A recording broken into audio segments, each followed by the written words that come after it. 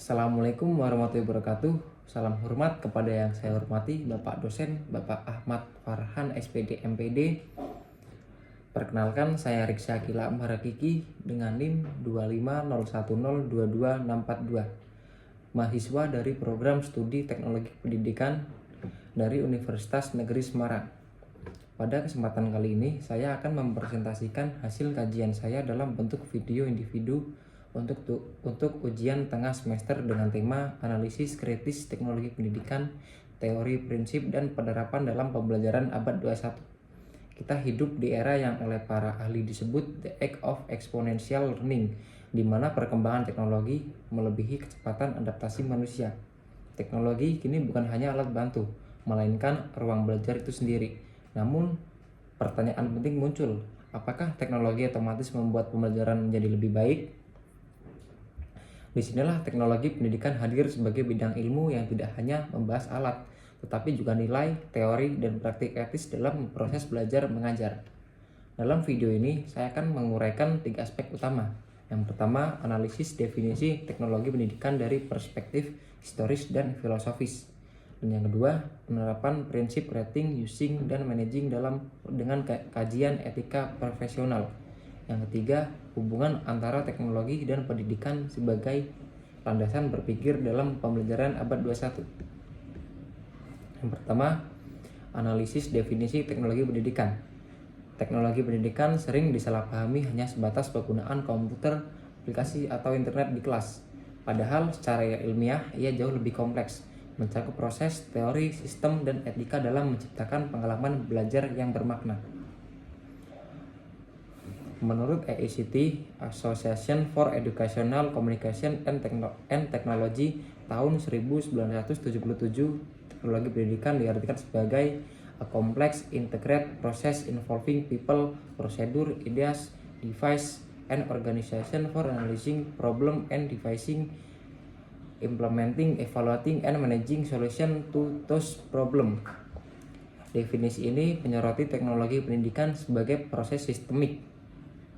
Namun, pada tahun 2008, definisi diperbarui menjadi lebih manusiawi. The study and ethical practice of facilitating learning and improving performance by creating, using, and managing appropriate technological process and resource. Kata kuncinya di sini adalah ethical practice atau praktik etis. Artinya, teknologi pendidikan tidak hanya berorientasi hasil, tapi juga bertanggung jawab secara moral terhadap dampak sosial dan psikologis dari penggunaannya. Definisi lama cenderung teknosentris, fokus pada alat dan prosedur, sementara definisi modern lebih humanistik dan sistemik. Namun keduanya masih menimbulkan tantangan. Dalam konteks negara berkembang seperti di Indonesia, akses menjadi masalah utama. Dalam konteks global, etika, data, dan bias algoritma menjadi isu baru.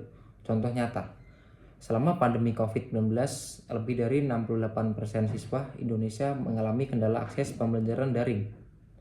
Teknologi yang seharusnya memfasilitasi justru menciptakan kesenjangan digital. Hal ini menunjukkan bahwa teknologi tanpa kebijakan yang adil tidak akan inklusif.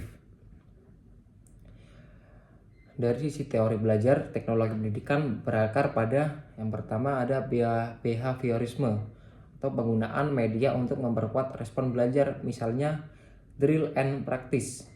Yang kedua, kognitivisme, teknologi sebagai alat bantu memproses informasi seperti simulasi interaktif.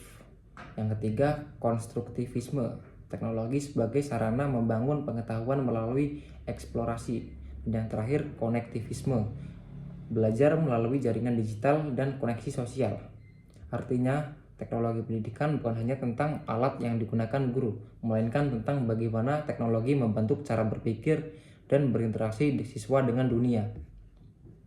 Contoh aplikatif, di sekolah menengah, guru menggunakan Google Workspace for Education untuk kolaborasi. Di universitas, mahasiswa membuat virtual lab melalui VR. Di komunitas non-formal, pelatihan digital di desa membantu petani mengakses pasar online. Namun perlu dicatat, semakin canggih teknologi, semakin kompleks pula tantangan etikanya. privasi, keamanan data, dan potensi alienasi sosial. Dan selanjutnya, penerapan prinsip creating, using, dan managing dalam praktik etik teknologi pendidikan. Prinsip creating, using, dan managing menjadi fondasi dari praktik profesional di bidang teknologi pendidikan. Mari kita bahas satu persatu disertai analisis etik dan contoh penerapan nyata. Yang pertama, ada creating atau menciptakan. Creating berarti merancang dan mengembangkan sumber belajar yang bermakna dan etis. Namun dalam praktiknya, menciptakan bukan sekedar mendesain media, tapi menciptakan pengalaman belajar. Contoh, seorang guru di SMP membuat video pembelajaran menggunakan Canva dan CapCut. Ia menggabungkan gambar, musik, dan narasi agar siswa memahami konsep ekosistem. Namun, secara etika, guru harus memastikan semua sumber gambar legal dan berlisensi bebas. Tidak ada stereotip gender, agama, atau ras dalam visual. Konten disesuaikan dengan kemampuan kognitif siswa. Dalam konteks AI modern, creating menjadi semakin kompleks. Kini banyak guru menggunakan ChatGPT atau Copilot untuk menyusun materi. Pertanyaannya, apakah konten buatan AI tetap etis dan orisinal? Menurut Kode Etik International Society for Technology in Education, pendidik wajib mencantumkan sumber dan melakukan verifikasi keakuratan sebelum menyebarkan konten digital.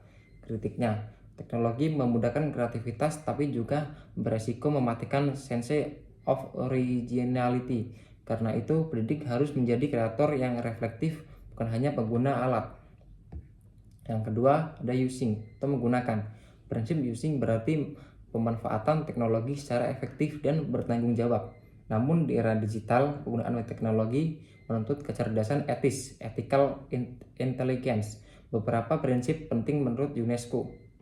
Yang pertama, gunakan teknologi sesuai kebutuhan, bukan tren. Yang kedua, hormati privasi digital siswa. Yang ketiga, pastikan kesetaraan akses bagi semua peserta didik.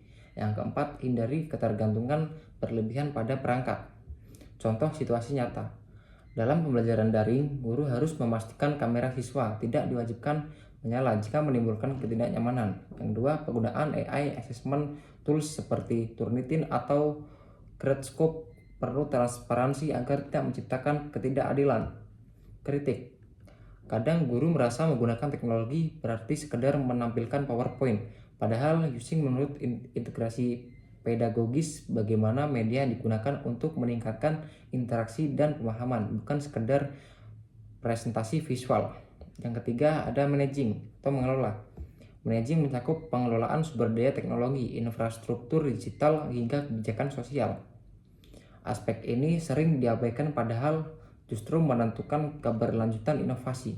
Contoh, sekolah yang mengatur penggunaan gawai hanya pada jam tertentu untuk mencegah distraksi. Yang kedua, manajemen data siswa melalui cloud storage dengan keamanan tinggi. Yang ketiga, pemeliharaan rutin perangkat dan pelatihan guru agar teknologi tidak menjadi alat mahal yang jarang dipakai. Dari perspektif etika, manajemen teknologi juga berarti manajemen keadilan. Contohnya, pemerintah perlu memastikan digital equity antar wilayah. Program Merdeka Belajar Kampus Merdeka atau MBKM adalah salah satu contoh manajemen kebijakan berbasis teknologi untuk memperluas akses belajar lintas kampus dan industri. Namun menurut riset dari Pusat Data dan Informasi Pendidikan tahun 2022, lebih dari 30% guru di Indonesia masih belum percaya diri menggunakan teknologi digital. Artinya, manajemen pelatihan dan dukungan teknis masih harus diperkuat. Refleksi kritis. Ketiga prinsip ini membentuk ekosistem pembelajaran yang inovatif dan etis. Tetapi jika salah satu diabaikan, keseimbangannya runtuh. Creating tanpa etika sama dengan plagiarisme, using tanpa kebijakan sama dengan ketergantungan teknologi, managing tanpa keadilan sama dengan ketimbangan akses. Karena itu, prinsip paling penting dalam teknologi pendidikan adalah kesadaran moral di balik semua inovasi. Dan yang ketiga, ada hubungan antara teknologi dan pendidikan dalam membentuk landasan teknologi pendidikan. Yang pertama, konsep dasar. Dua entitas yang saling melengkapi. Teknologi dan pendidikan sebenarnya berasal dari dua dunia yang berbeda. Teknologi berakar dari tesne Yunani yang berarti keterampilan atau seni dalam menciptakan sesuatu untuk memecahkan masalah. Fokusnya pada efisiensi, inovasi, dan alat. Pendidikan berasal dari educare, Latin, yang berarti mengarahkan keluar atau menumbuhkan potensi manusia. Fokusnya pada nilai, makna, dan kemanusiaan. Dari dua akar ini muncul hubungan yang menarik. Pendidikan membutuhkan teknologi agar lebih efektif dan relevan. Teknologi membutuhkan pendidikan agar tetap etis dan manusiawi. Jadi, hubungan keduanya adalah saling melengkapi. Teknologi memperkuat pendidikan secara fungsional, sedangkan pendidikan mengarahkan teknologi secara moral dan filosofis. Yang kedua, landasan filosofis, arah nilai dan tujuan. Landasan pertama dalam hubungan ini adalah filsafat pendidikan. Filsafat membantu menjawab pertanyaan, untuk apa teknologi digunakan dalam pendidikan? Tanpa landasan filosofis, teknologi hanya menjadi alat tanpa arah. John Dewey, tokoh pendidikan progresif, menyebut bahwa pendidikan adalah rekonstruksi pengalaman yang terus-menerus. Maka ketika teknologi masuk ke pendidikan, tujuannya bukan menggantikan guru atau pengalaman manusia, melainkan memperluas ruang pengalaman belajar. Dalam konteks Indonesia, filsafat pendidikan kita berlandaskan pada Pancasila yang menekankan nilai kemanusiaan, keadilan, dan keimanan. Artinya, penerapan teknologi pendidikan harus tetap berpihak pada nilai kemanusiaan, bukan sekedar efisiensi atau komersialisasi. Contoh reflektif. Jika sebuah aplikasi pembelajaran memudahkan siswa belajar, tetapi mengabaikan nilai kebersamaan dan empati sosial, maka itu bukan pendidikan, hanya pelatihan teknis. Jadi, landasan filosofis menegaskan bahwa teknologi pendidikan harus menjawab dua nilai utama. Yang pertama ada nilai instrumental atau membantu mencapai tujuan pembelajaran. Yang kedua ada nilai intrinsik, mendukung pengembangan karakter dan kemanusiaan. Nomor 3, landasan teoretis, integrasi ilmu teknologi dan ilmu pendidikan. Hubungan ini juga terbentuk melalui teori-teori dari dua bidang besar. Yang pertama, ilmu teknologi. Yang kedua, ilmu pendidikan. Keduanya bertemu dalam apa yang disebut instructional design, yaitu pendekatan sistematis untuk merancang pembelajaran. Contoh teori yang menggabungkan keduanya, model ADDIE, Analyze, Design, Develop, Implement, Evaluate, berasal dari dunia teknologi dan manajemen, tapi digunakan untuk mendesain pembelajaran. Selanjutnya, teori konstruktivisme, teori belajar yang menekankan interaksi sosial, kini diwujudkan lewat teknologi kolaboratif seperti Google Workspace atau Padlet. Selanjutnya, konektivisme, yaitu teori belajar yang khusus muncul di era digital, menegaskan bahwa belajar terjadi melalui jaringan informasi dan koneksi digital. Dari sinilah lahir ilmu teknologi pendidikan, suatu disiplin yang menggabungkan teori sistem, teknologi informasi, dan teori pembelajaran menjadi satu pendekatan ilmiah yang utuh. Nomor 4, landasan psikologis dan pedagogis dampak pada proses belajar. Teknologi memengaruhi cara manusia berpikir, berintegrasi, dan belajar. Itu sebabnya hubungan teknologi dan pendidikan juga harus dilihat dari sisi psikologis. Beberapa contoh pengaruhnya. Yang pertama, perhatian dan motivasi belajar. Media interaktif seperti video animasi atau game edukatif dapat meningkatkan motivasi dan keterlibatan siswa. Namun, jika digunakan berlebihan, justru bisa menurunkan daya fokus dan memicu ketergantungan digital. Yang kedua, perbedaan gaya belajar. Teknologi memungkinkan pembelajaran lebih personal, misalnya adaptive learning system seperti Khan Academy menyesuaikan soal berdasarkan kemampuan tiap siswa. Yang ketiga, kolaborasi sosial. Teknologi mengubah ruang kelas menjadi ruang global. Siswa kini bisa berkolaborasi dengan teman dan berbagai daerah melalui platform daring. Ini menumbuhkan literasi digital dan empati lintas budaya. Namun dari sisi pedagogis, guru tetap harus menjadi pengarah utama. Teknologi hanya alat, sedangkan pendidik adalah desainer pengalaman belajar. Nomor 5, landasan sosiologis, dampak sosial dan keadilan akses. Teknologi pendidikan juga memiliki dimensi sosial yang besar. Ia dapat memperluas akses pendidikan, namun juga bisa memperlebar kesenjangan. Contoh nyata, selama pandemi COVID-19, teknologi memungkinkan jutaan siswa tetap belajar melalui sistem daring. Tetapi di sisi lain, jutaan siswa di daerah 3T, terdepan, terpencil, tertinggal, tidak punya akses internet. Inilah dilema sosiologis dalam hubungan teknologi dan pendidikan. Teknologi bisa menjadi alat demokratisasi pendidikan, tetapi juga alat eksklusi sosial jika tidak dikelola dengan adil. Oleh karena itu, teknologi pendidikan harus dikembangkan berdasarkan prinsip kesetaraan dan inklusi. Artinya, setiap siswa berhak atas kesempatan belajar yang sama. Akses teknologi harus diperluas secara merata. Kurikulum digital harus adaptif terhadap kebutuhan lokal. Dengan begitu, pendidikan tidak hanya menjadi modern, tapi juga berkeadilan sosial. Yang keenam, ada landasan etis, moralitas dalam dunia digital. Etika menjadi simpul penting dalam hubungan teknologi dan pendidikan.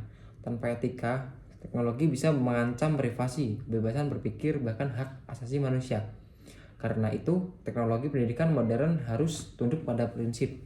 Yang pertama, integritas akademik, menolak plagiarisme dan manipulasi data.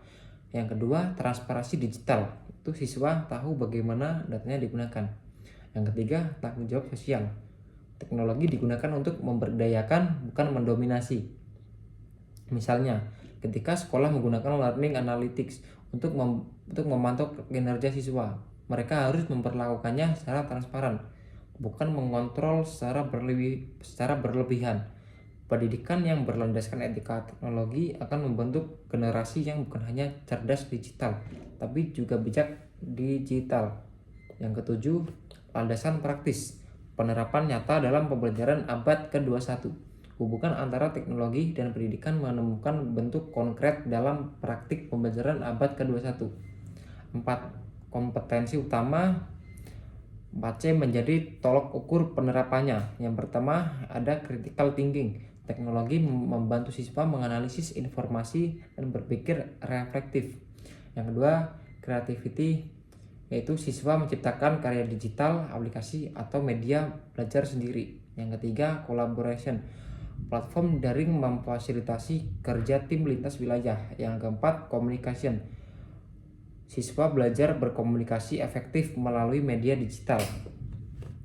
Contoh penerapan di lapangan, blend learning menggabungkan tatap muka dan pembelajaran daring.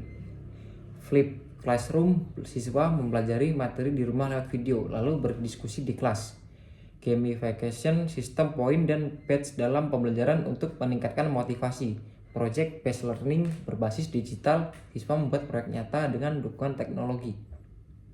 Semua ini menunjukkan bahwa hubungan antara teknologi dan pendidikan bukan sekedar memasukkan komputer ke kelas, tetapi mendesain pengalaman belajar yang lebih adaptif dan kolaboratif.